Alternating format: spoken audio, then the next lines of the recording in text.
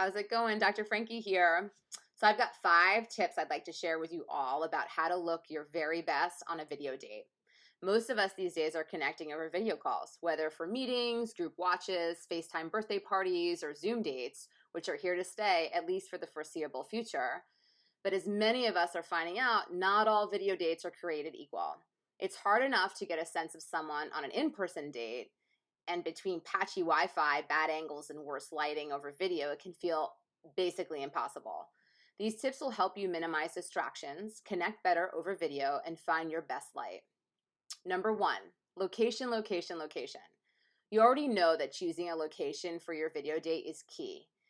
The ideal spot should have layered lighting, some personality, zero clutter, a power source, and a surface for your device and a cocktail or a glass of water. If you plan to sit with your back to a plain wall, bring in some texture with a sweeping floor plan or a standing or wall mirror that reflects an interesting detail from the room, a framed art piece, or even a wall hanging. Clearly, I need to take my own advice. If you use the same space as an office, choose something that you can put up for dates, but put away before meetings. If you plan to sit with your back to the rest of the room, tidy up and minimize distractions.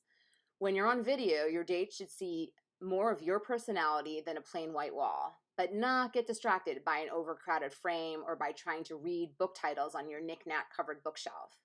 And it should go without saying, but it doesn't. No one should ever see your dirty clothes or dishes in the background. Number 2, light it up.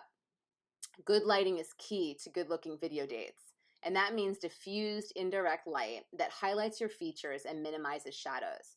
If the sun's out, use curtains or shades to cut down the glare and avoid sitting with your back to the windows. On video, all your date will see is a silhouette. If it's after dark, then avoid overhead lighting. Instead, use lamps in the same color range around the room to cast a glow. If you normally prefer cool light in some places and warm in others, switch out your current bulbs for smart lights that you can change from cool and bright for the work days to warmer and softer for socializing. Both now and when it's safe for us all to be around each other, that's something you should consider. Don't bother with a light ring unless you're really planning on doing like YouTube videos and TikTok videos. I mean, I like light rings, but they're not necessary. You can certainly get one for less than $100 online. Number 3, check your angles. Most devices with built-in cameras use a wide angle lens, which is what makes everyone look weird if they lean in on a call. Move yours a few inches back so you look like yourself, even if you lean forward a little bit. Then position it so the camera is an inch or so above eye level, propping your device up on some books to adjust, and tilt it down at you very slightly from above.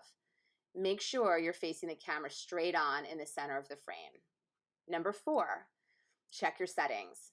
Test out your Wi-Fi to make sure your connection's strong and troubleshoot it if it's not. Make sure whatever you're making the call from is plugged in, and if it isn't your phone, then plug your phone into just in case. Check that the mic is unobstructed, or if you're using headphones, that they're fully charged and ready. Close every app besides the one the call will be in. If you're using Zoom, go into your settings, hit video and check mirror my video, touch up my appearance, and turn off my video when joining a meeting. Then go to settings, hit audio, and say a few words to test your mic, and check mute microphone when joining a meeting. Finally, if you use your call app for work, change your display setting, just use your first name and remove your CEO title. Definitely not a power move, even if you think that it is. And number 5, dress to impress. You might be tempted to dress up on top, but keep it casual or commando on the bottom. At some point, especially if the date goes well and lasts long enough, you'll have to stand up.